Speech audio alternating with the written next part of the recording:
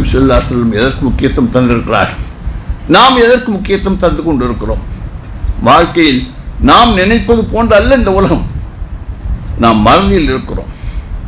இதா மாத்தல் இன்சான் இன்தபஹ் அன்னாசு நியாமன், மனிதர்கள் எல்லாம் உறக்கத்தில் மூடி இருக்கிறார். இதா மாத்து இன்தபஹ், எப்பொழுது அவர்களுக்கு மூத்து வருமோ அப்போதான் கண்ணு முடிச்சு பார்ப்பாங்க. எந்த வேலைக்கும் ஆகாது. சீதவிகள் இவ்வளவு நேரம் பேச்சுடைய சுருக்கம் என்னவென்றால், அபூர்வமாக வாழ்வதற்கான வாய்ப்பு கொடுக்கப்பட்டிருக்கக்கூடிய இந்த உலகத்தில் வாழ்வது என்பது தேவைத்தான்.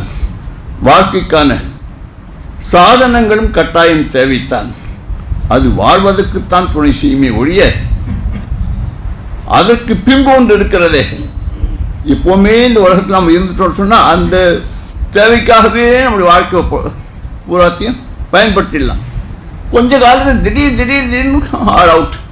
எந்த முறையில் வரும் தெரியாது. வந்தது உண்மை, அது நமக்கு தெரியும். சாவதும் உண்மை, ஆனால் எப்போது என்று தெரியாது.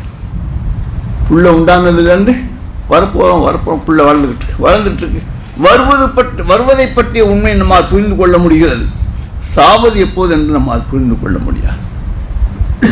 எந்த நேரத்திலும் வரலாம், எப்படியும் வரலாம்.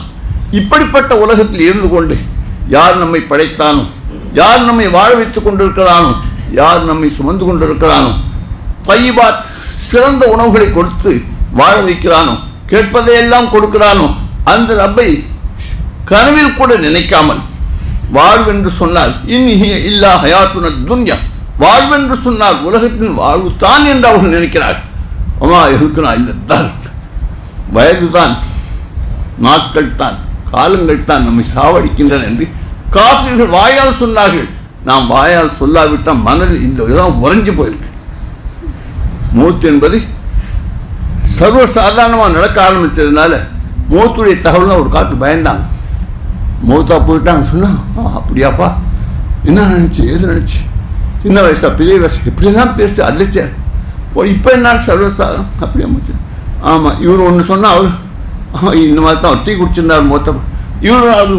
அவரு சாமா வாங்க போனால் அங்கே மூத்தா போயிட்டார். இவர் ஒரு கதை சொன்னால் அவர் அது சர்வசாதாரணம் ஆயிடுச்சு.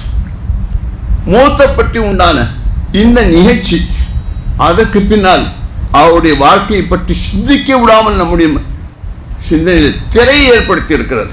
அவருக்கு ஏற்பட்ட அந்த நிகழ்வு நமக்கும் ஏற்படலாமா இல்லையா?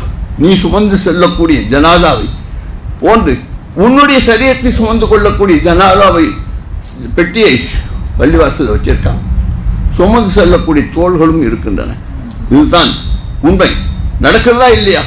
இதை பற்றி சிந்திக்காமல் உலக வாழ்க்கையின் சிறிய சிறிய சௌகரியங்கள், இன்பங்கள், இதிலேயே நம்முடைய முழு நேர கவனம் பாழ்பட்டு போயிருப்பதை சீர்திருத்துவதற்கு அல்லாஹ் செய்த அத்தனை ஏற்பாடுகள் மண்ணவாரி கொட்டிட்டு உலக வாழ்க்கையை சதமென்று வாழ்ந்தால் அல்லாஹ்வுக்கு எவ்வளவு பெரிய கோபம் வரும்.